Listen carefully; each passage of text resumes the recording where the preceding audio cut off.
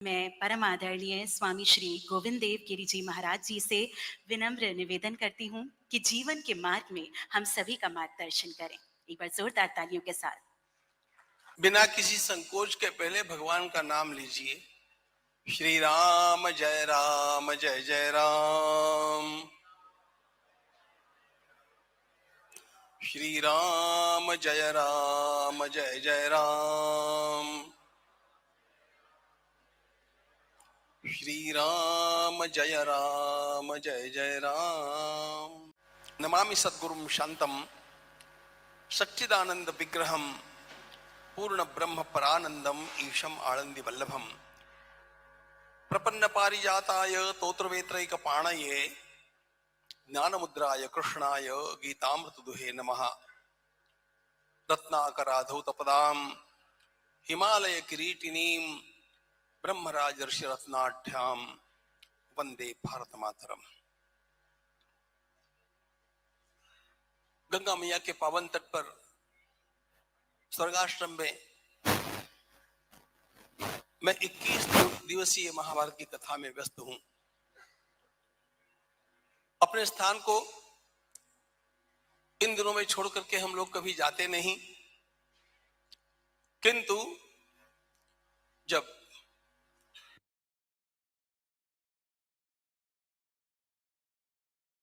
से यहां पर एक संवाद का आयोजन किया जा रहा है ऐसा मुझे पता चला, तो मुझे लगा कि महाभारत पढ़ने से भी ज्यादा उपयोगी होगा। महान भारत को निर्माण करने के लिए कुछ प्रयास करना चाहिए।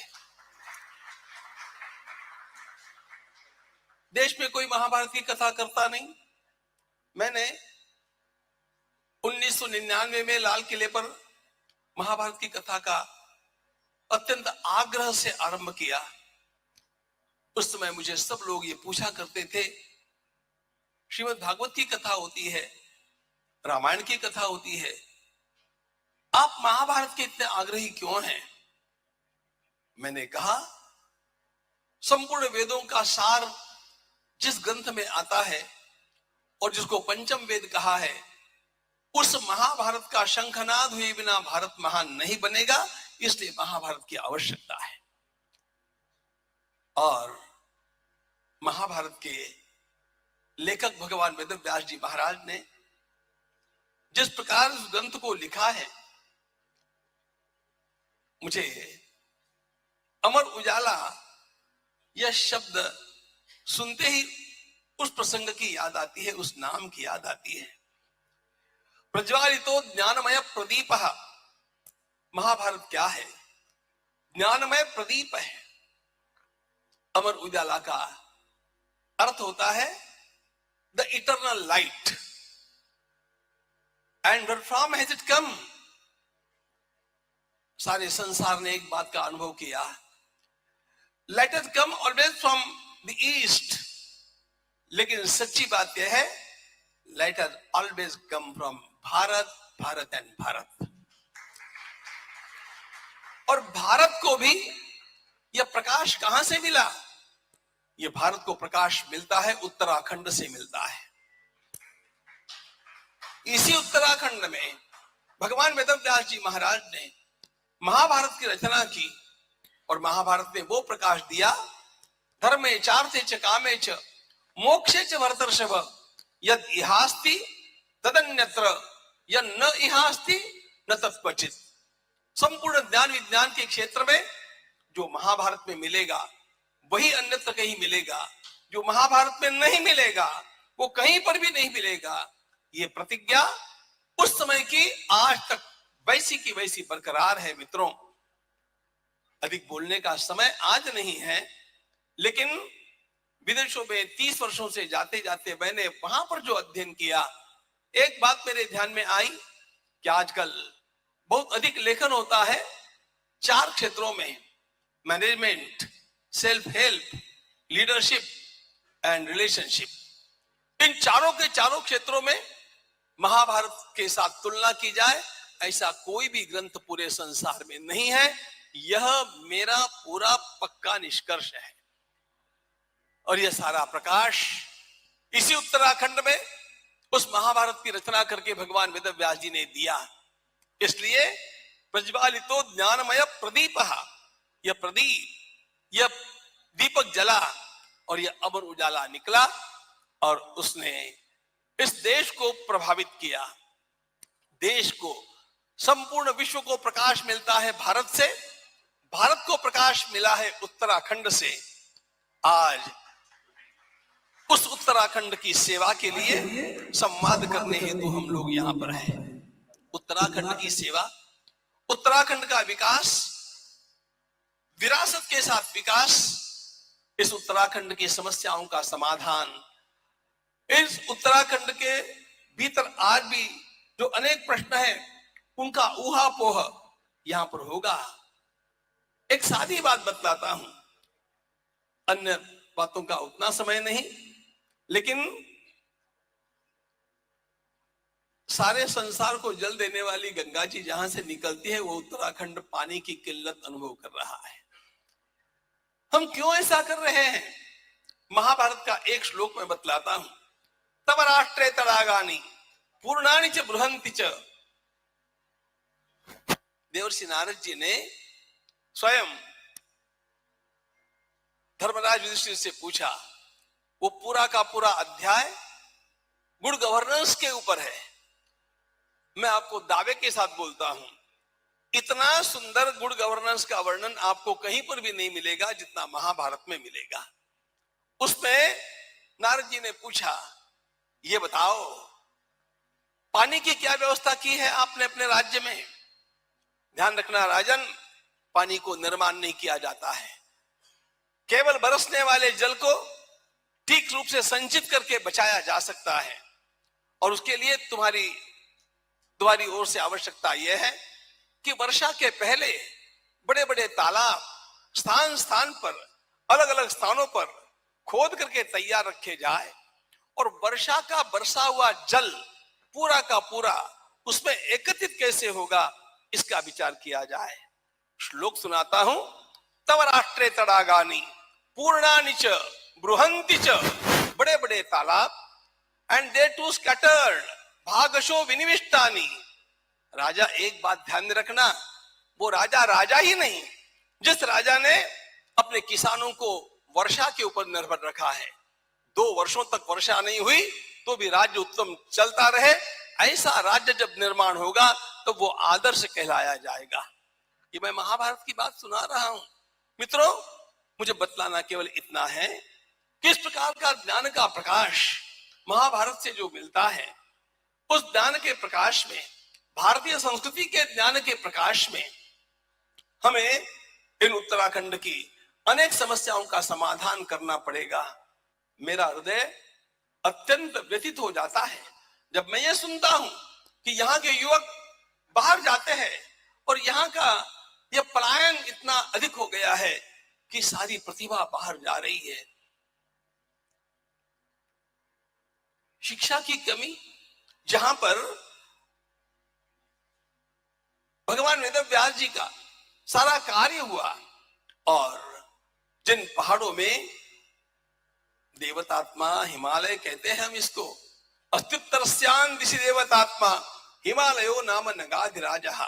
हमारे पूर्वजों ने यह नहीं कहा कि हिमालय में तीर्थ है, पूरा हिमालय ही तीर्थ है। इसलिए उत्तराखंड का कण कण तीर्थ है, ऐसा मान करके या शिक्षा की कमी या पानी की किल्लत, यहाँ पर सड़कों की कमी और यहाँ का होने वाला पलायन, और सबसे गंभीर बात यहाँ की सारी संस्कृति का विनाश करने के लिए आए हुए बाहर के घुसपैठियों का यहाँ पर बढ़ता हुआ दबाव, इन सारी बातों को दूर करने की अनेक चुनौतियां हम लोगों के सामने है। इन सब का उत्तर क्या है? इन सब का उत्तर मेरी दृष्टि में एक है, जितना कहना मुझे आवश्यक लगता है। इस उत्तराखंड के युवकों के भीतर एक पुनः भक्ति का जागरण करने की आवश्यकता है कि हम उत्तराखंड से बाहर नहीं जाएंगे, उत्तराखंड का विकास करने के लिए यहीं पर रहेंगे और सारा बाहर का जितना भी उत्तम कार्य है यहां पर ला करके दिखाएंगे। बाहर जाएंगे, पढ़ने के लिए जाएंगे, बढ़कर के उत्तराखंड के विकास के लिए आएंगे, बाहर जाएंगे, कुछ निर्माण के लिए जाएंगे, लेकिन यहाँ पर निर्माण कैसे होगा, यहाँ पर उद्योग कैसे चलेंगे, यहाँ पर शिक्षा की व्यवस्था कैसे होगी। देखो, संपूर्ण भारत की भक्ति करने वाले हमारे अनेक वीर सावरकर जी जैसे देशभक्त हुए, और चाहे मदन लाल धिंगरा हो, चाहे सरदार भगत सिंह हो, संपूर्ण देश के लिए उन्होंने अपना जीवन लगा दिया। आज उत्तराखंड के युवकों को उत्तराखंड के विकास के लिए अपने को अर्पण करना होगा, और यह भक्ति का जागरण करने के लिए इस एक महान पर्व का हम लोगों को शुभारंभ करना होगा। ये पर्व भक्ति का है, ये पर्व समर्पण का है, और यदि इस प्रकार का निश्चय यहाँ का युवक करेगा कि मुझे उत्तराखंड के विकास के लिए जीना है, उत्तराखंड के विकास के लिए मरना है। उत्तराखंड क्यों? इसलिए कि भारत को प्रकाश देने वाला यदि कोई स्थान है तो वो उत्तराखंड है। संपूर्ण भारतवासी उत्तराखंड की ओर देखते हैं, चाहे केरल का निवासी है, चाहे तमिलनाडु का है, महाराष्ट्र का है, बंगाल का है, उत्तराखंड हमारे शीर्ष भूमि पर है, और इसलिए इस मस्तक की रक्षा हम लोगों को बहुत आवश्यक लगती है। और इस प्रकार की एक भक्ति की लहर निर्माण होनी चाहिए, भक्ति की लहर युवकों में निर्माण होनी चाहिए, राज्यकर्ताओं में पक्षपात रहित विकास का एक नया दौर चलना चाहिए। मैं अभिनंदन करता हूं उत्तराखंड के हमारे सम्माननीय मुख्यमंत्री महोदय जी का, जिन्होंने समान नागरिक संहिता को लागू करके देश के सामने एक उदाहरण प्रस्तुत कर दिया है, जिन्होंने अपना विकास दर प्रथम क्रमांक पर ला करके रखा है। ये सारी उपलब्धियां हैं, ऐसा नहीं कि केवल समस्याओं से ग्रस्त है। हमने बहुत कुछ यहाँ पर पाया है, आप लोगों ने विकास अच्छा किया है, लेकिन इतना ही पर्याप्त नहीं है। हम लोग इसी प्रकार यदि आगे बढ़ते रहे और अंतःकरण में भारत माता की भक्ति लेकर के और भारत माता के शीर्ष स्थान उत्तराखंड के विकास के लिए अपने जीवन की बाजी लगाने के लिए तैयार रहेंगे, तो निश्चित रूप से ये अमृत काल, ये अमृत पर्व सारे देश के लिए आदर्श हो जाएगा। अमर उजाला ने इसमें जो पहल लेकर के, और यह द इटर्नल लाइट आदित्य वर्णम तमस परस्तात्, हमारे यहाँ परमात्मा का वर्णन भी अमर उजाला इसी रूप में है, ध्यान रखना। आदित्य वर्णम तमस परस्तात्, उस अंधकार के उस पार जो दिव्य सनातन प्रकाश, उसी का नाम परमात्मा है। उस परमात्मा के नाम से मंडित इस कार्यक्रम में उत्तराखंड के लिए ये जो संवाद चलेगा, मैं उसका शुभारंभ करते समय आह्लाद का अनुभव कर रहा हूं, और परमात्मा से प्रार्थना करता हूं कि इस संवाद में, इस मंथन में ऐसा अमृत निकले, जिस अमृत के बल पर यहाँ का युवक निरंतर गतिशील बना रहे, यहाँ की सरकारें अधिकाधिक जनता के सम्मुख बनती रहे, और हमारा ये उत्तराखंड जो पूरे देश का श्रद्धा स्थान है, पूरे देश का श्रद्धा स्थान उत्तराखंड है, क्योंकि हमारे चारों धाम यहाँ पर विराजमान है। ये हमारे मस्तक के तुल्य है, और इसलिए इस उत्तराखंड के लिए पूरा देश भी अपना योगदान देने को तैयार रहेगा। मुझे ऐसा विश्वास है कि यदि उत्तराखंड में इस प्रकार की उत्तमोत्तम योजनाएं लाई गई और उनको सफलता के साथ कार्यान्वित किया गया, तो कुछ ही दिनों में उत्तराखंड सभी प्रकार से विकासोन्मुख नहीं, एक विकसित प्रदेश के रूप में भी खड़ा हो सकता है। हम उसकी आशा करते हैं, हम उसके लिए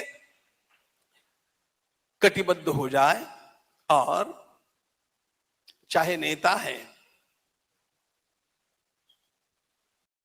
चाहे प्रजा का नागरिक है, चाहे पढ़ा लिखा युवक है, चाहे कोई भी है उत्तराखंड के इस भूमि से प्रेम करने वाला, वह एक संकल्प कर ले कि मैं उत्तराखंड के विकास के लिए कटिबद्ध होने की आज प्रतिज्ञा करता हूं, और जीवन भर इस कार्य को करता हुआ मैं रुकूंगा नहीं, मैं थकूंगा नहीं, मैं झुकूंगा नहीं और मैं बिकूंगा भी नहीं।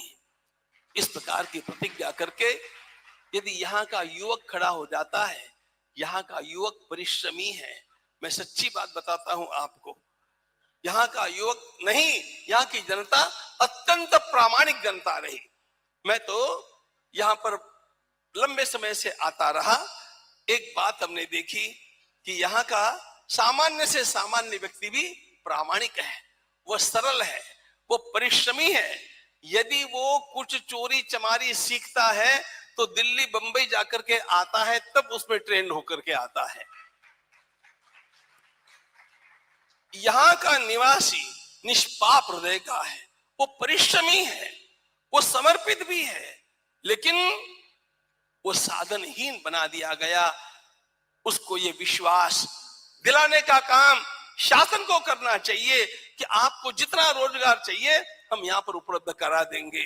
और जब इस प्रकार के संकल्प के साथ यहाँ का शासन खड़ा होगा तो दिल्ली के शासन को भी अपना वरद हस्त नहीं, अपने सेवा के माध्यम से इस शासन की पूरी सहायता और सहयोग करना चाहिए।